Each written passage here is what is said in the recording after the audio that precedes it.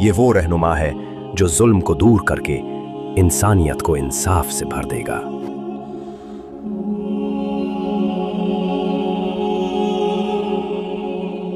हजरत दज्जाल आजाद हो गया है।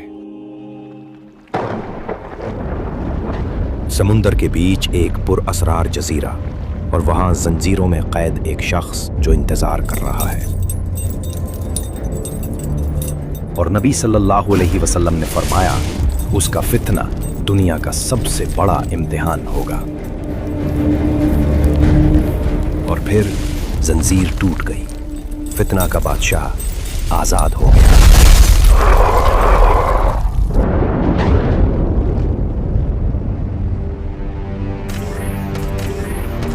वो जजीरा के कैद से निकला फितना समुंदर की लहरों की तरह दुनिया पर छा गया।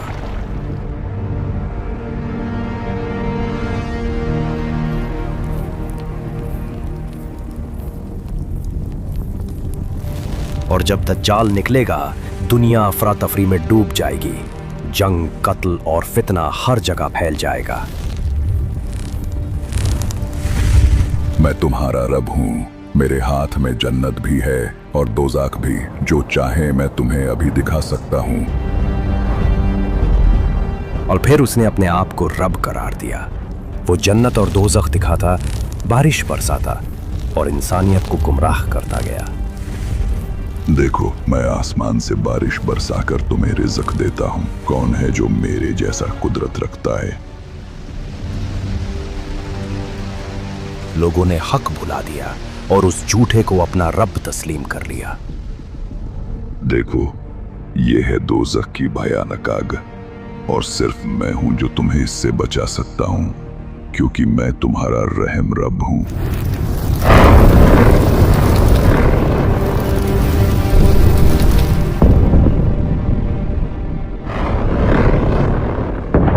फितने की आग इतनी तेज थी कि हजारों इंसान उसके वादों पर ईमान ले आए।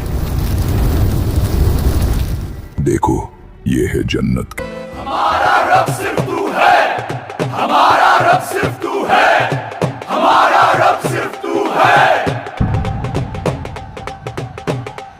हमारा रब सिर्फ तू है, हमारा रब सिर्फ तू है, हमारा रब सिर्फ तू है। दुनिया भर में सवाल उठने लगे हैं, अगर ये शख्स वाकई दज्जाल है तो क्या अब वो लम्हा भी करीब है जिसका जिक्र नबी ने फरमाया था? क्या ईसा इब्ने मरियम अलैहिस्सलाम भी जल्द नाजिल होने वाले हैं? और फिर जब उसने सुना कि ईसा इब्न मरियम जल्दी नाजिल होने वाले हैं, उसके चेहरे का रंग उड़ गया और दिल में एक अजनबी खौफ उतर गया।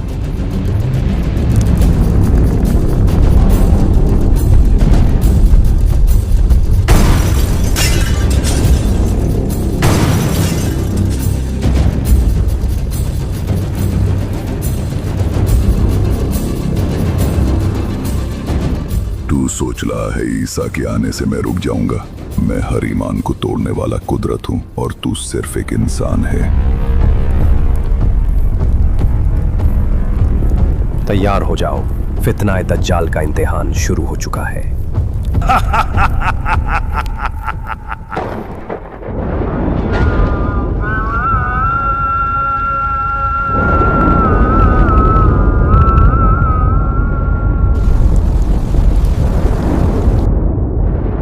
फिर ईसा इब्ने मरियम उतरे, सफेद चमकते लिबास में, और उनके चेहरे से बूंदें टपक रही थीं जो मोती की तरह चमक रही थीं।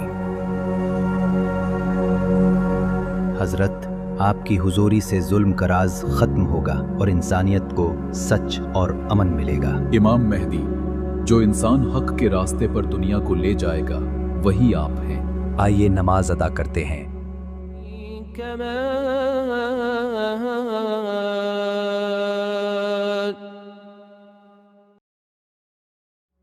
या अल्लाह, तू रहमान, तू रहीम, इंसानियत पर अपना नूर नाजिल फरमा, जुल्म का राज खत्म कर, हक और सच को कायम कर, हिदायत और सब्र का नूर हमारी रूहों में भर दे, फितना और झूठ को दूर कर और दुनिया को अमन और इंसाफ से नवाज दे।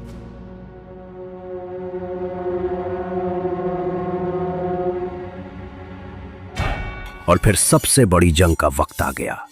ईसा इब्ने मरियम और दज्जाल एक ही मैदान में सामने खड़े थे।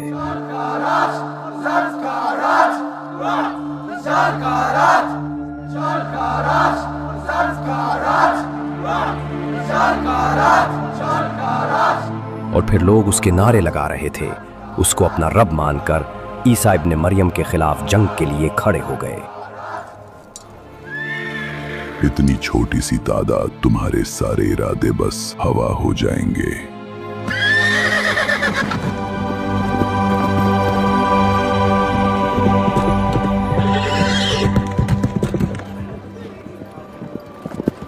नबी सल्लल्लाहु अलैहि वसल्लम ने फरमाया, आदम से लेकर क़यामत तक इंसानियत पर दज्जाल से बड़ा फितना कभी नहीं आएगा।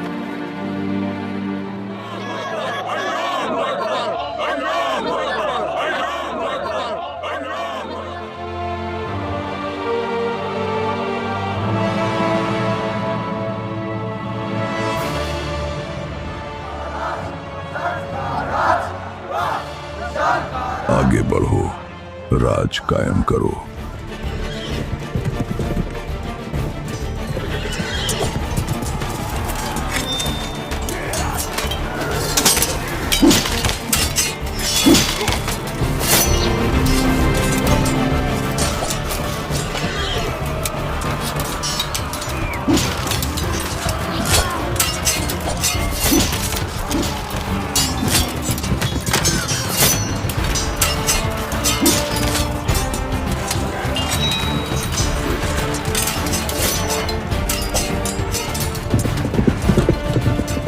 दज्जाल ने जैसे ही ईसा इब्ने मरियम को देखा, उसके झूठे दावे टूट गए और वो जंग के बीच से भाग निकला।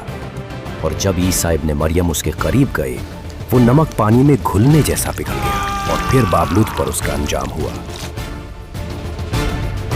हजरत, मेरी गलतियों के लिए माफी चाहता हूँ। अब मैं सिर्फ हक की राह चुनूंगा। हजरत, माफ कर दो। और तुम्हारा रब सिर्फ एक है, उसके सिवा कोई माबूद नहीं।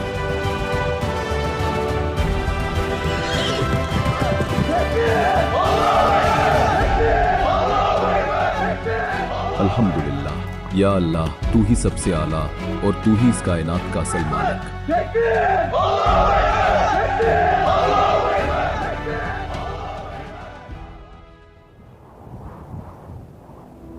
और फिर एक फरिश्ता ईसा इब्ने मरियम को खबर देता है, या ईसा इब्न मरियम खुदा का पैगाम है। एक नया फितना उभरने को है। याजूज और माजूज की दीवार टूटने वाली है। वो जमीन पर फैलने वाले हैं। उनका तूफान सब कुछ लपेट लेगा।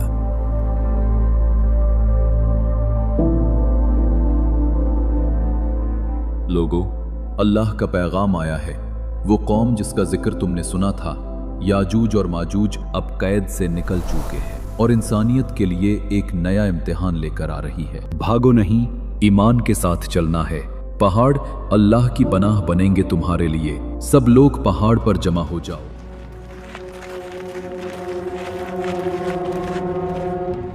और जब याजूज माजूज खोल दिए जाएंगे, वो हर बुलंद जगह से तेजी से निकल पड़ेंगे।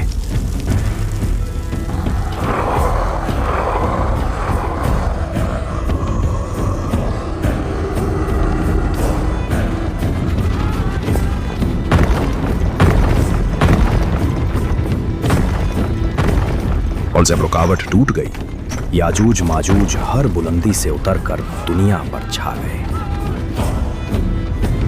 सब लोग जमा हुए दूर पर बैतुल मुक़द्दस के करीब अल्लाह की पनाह के साए तले।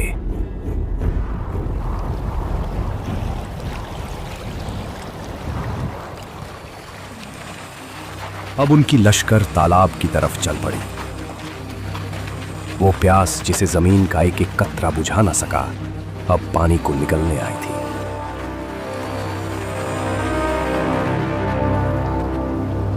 सूरा अल मुल्क में अल्लाह फरमाता है, और अगर हम तुम्हारा पानी जमीन के अंदर घुसा दें, तो कौन है जो तुम्हें नया बहता हुआ पानी ला सके। वो फौज आई जिसने तालाब को भी सुखा दिया और पीछे वालों के लिए सिर्फ खाली मिट्टी बची थी।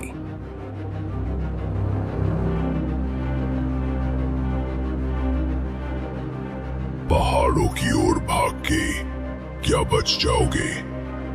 हम आग की तरह चढ़कर आएंगे और तुम्हारी चीखों से जमीन लरज उठेगी। हजरत, वो फौज, वो खून की प्यासी याजूज माजूज की लश्कर, उनका शोर, उनका जुल्म हर तरफ गूंज रहा है। या अल्लाह, तू रहमान, तू रहीम, और तेरे सिवा कोई कुवत नहीं। उम्मत मोहम्मद सल्लल्लाहु अलैहि वसल्लम को याजूज माजूज के जुल्म से बचा ले, अपनी कुदरत से उन्हें मिटा दे और हक पर कायम रहने वालों को अपनी पनाह अता फरमा। अल्लाह ने उनकी गर्दनों पर अजाबी कीड़े छोड़े जो रूह तक घुस गए।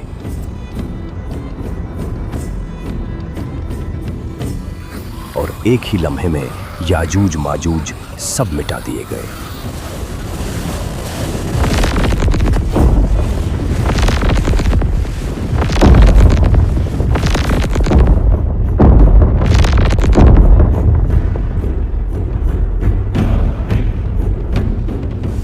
याजूज माजूज के जिस्म जमीन को बदबू और गंदगी से भर देते हैं। फिर अल्लाह एक शिद्दत भरी बारिश भेजता है जो उनके निशान मिटाकर उन्हें समुंदर के अंदर बहा देती है।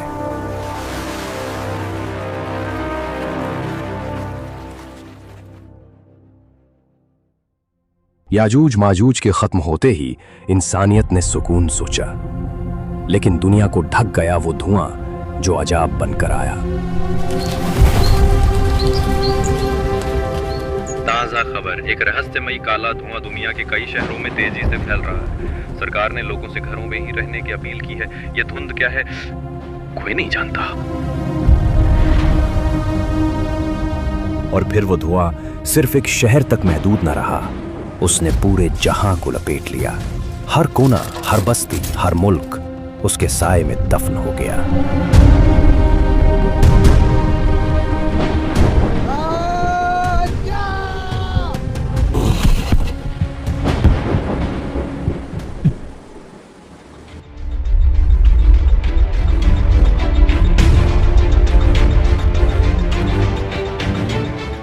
आसमान से उतरने वाला वो धुआं इंसान के चेहरों को अंधेरे में दबा देगा। हर नजर अंधी, हर दिल खौफ से कांप उठेगा।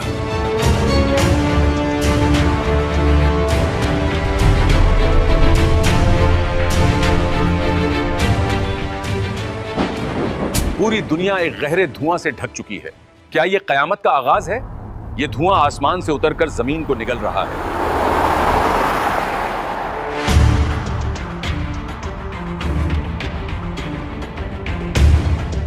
हर सांस में जहर घुल रहा है, लेकिन ये सिर्फ शुरुआत है। अगर हम अल्लाह के रास्ते पर ना चलें तो इंसानियत का अंजाम और भी खौफनाक होगा। और फिर वो धुआं जिसने इंसानियत को घुटनों पर मजबूर कर दिया था, अल्लाह के हुक्म से धीरे धीरे हट गया, लेकिन दुनिया को छोड़ गया अगले खौफनाक इम्तिहान के लिए।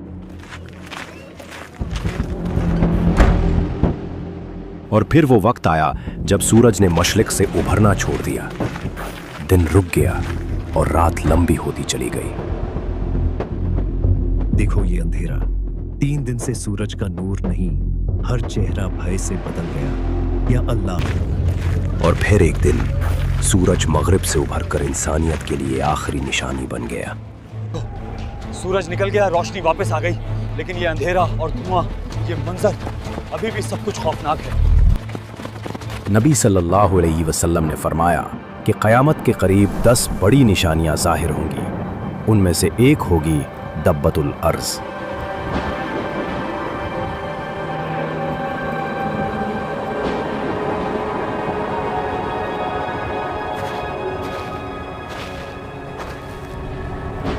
इंसान समझ भी न पाया और तौबा का वक्त खत्म हो गया। उस वक्त जो भी ईमान लाएगा उसका ईमान कबूल न होगा। तुम इंसान अपनी फितरत से दूर भाग रहे हो। मैं वही हूं जो सच्चाई लाऊंगा, और जो सच को नहीं माना उसका अंजाम तुम्हारी आंखों के सामने जमीन को हिला देगा। और जब अल्लाह का हुक्म सच हो गया, जमीन से दब्बतुल अर्ज़ निकला उसने इंसानों से कहा, तुम अल्लाह की निशानियों को झुठलाते रहे और अब हक तुम्हारे सामने है। लोग उससे देखकर खौफ से भागने लगे, मगर कोई उसकी पकड़ से बच न सका।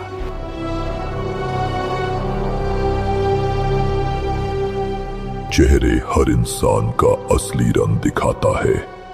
जिसका चेहरा सफेद होगा उसको जन्नत मुबारक, और जिसका काला होगा उसको दोज़ख की खौफनाक आग में उतार दिया जाएगा।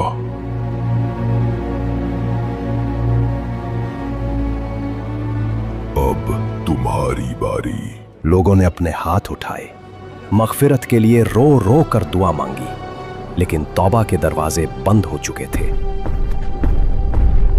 और फिर इंसानियत दो हिस्सों में बांट दी गई। जिन्होंने ईमान को थामा उनके चेहरे रोशन हो गए, और जिन्होंने इंकार किया उनका चेहरा अंधेरे में डूब गया।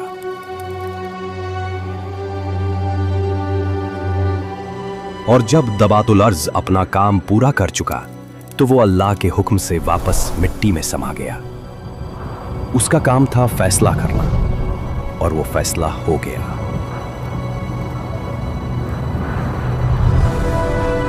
बेटा, तुम्हें क्या हो गया है? तुम्हारे बाप ने हजरत ईसा के साथ दज्जाल के खिलाफ जंग में साथ दिया था, लेकिन तुम ऐसी हरकतों में पड़ गए हो। अबे ओए बुड्ढे, अपना काम कर जाकर।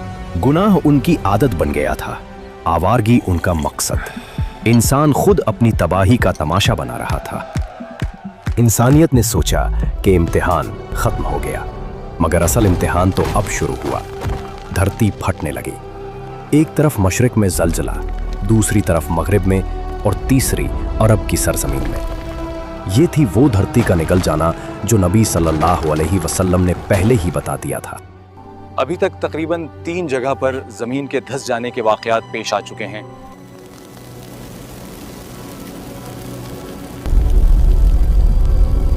ये आग हमें अपने तरफ बुला रही है। हम चलते हैं तो ये भी चलती है, और हम रुक जाते हैं तो ये आग भी रुक जाती है। और फिर यमन की सरजमीन से एक आग भड़क उठी, ऐसी आग जो इंसान को भगा भगा कर एक ही मंजिल पर जमा करने लगी। कोई बचाव नहीं, कोई पनाह नहीं, बस एक रूह का इम्तिहान। और एक ही सांस में सब कुछ बदल गया। सूर बज चुका था और कयामत उठ खड़ी थी।